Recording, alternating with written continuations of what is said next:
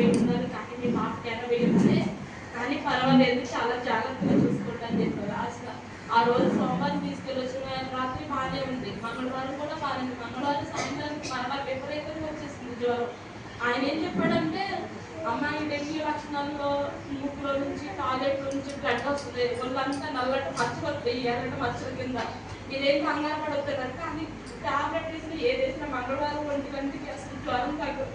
నేను అనుకున్న దేవుడు ఈ రాత్రి గడిస్తే నా బిడ్డ ఏమైపోతుందో, తెల్లారి వరకు ఎలా ఉంటుందని చాలా ఎదుర్కొన్నాను.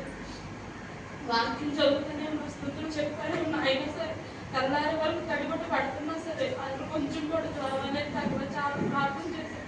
ఒకవేళ నేను చేసిన తప్పు లేకున్నా నా బిడ్డకు తప్పు నియమం కూడా మాకు సహాయం చేయకుండా నా బిడ్డకి ఏం కాకూడదని ఆ రాత్రంతా కూర్చొని ఉన్నా. ఇంకా 3 అయినా 4 అయినా సరే ఈ కొంచెం కూడా వేడి తగ్గలేదు. నేను వాళ్ళకి దేవుడు పోరాడాను, నువ్వేం చెప్తావు నాకు తెలిసి నా బిడ్డకి ఏదైనా అయితే ఇంకేదైనా అయినైతే ఏం చేస్తాను నాకైతే, నేనేమైపోతాను, నేనైతే కొడుకుంటుంది నా బిడ్డకి నువ్వే రక్షణ, నువ్వే కాపలాకాయి, నువ్వే రక్షణ నా బిడ్డని కాపాడు ప్రభు అని ఆ రోజు పోరాడని ప్రార్థన చేశాను దేవుడితో.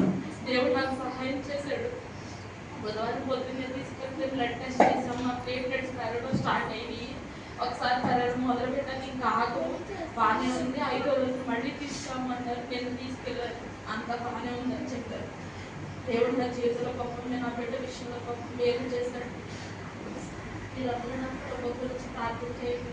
జాబ్ కోసం నేను ఎదురు చూస్తున్నాను. ఈ ప్రార్థన నాకు చాలా అవసరం. మీరందరూ ప్రార్థన చేసండి, ఖచ్చితంగా పొందుతానని నేను నమ్ముకుంటున్నాను.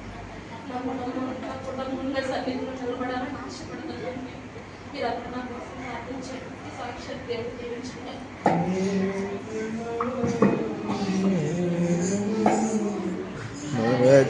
మరచిపోలేనయ్యా మీ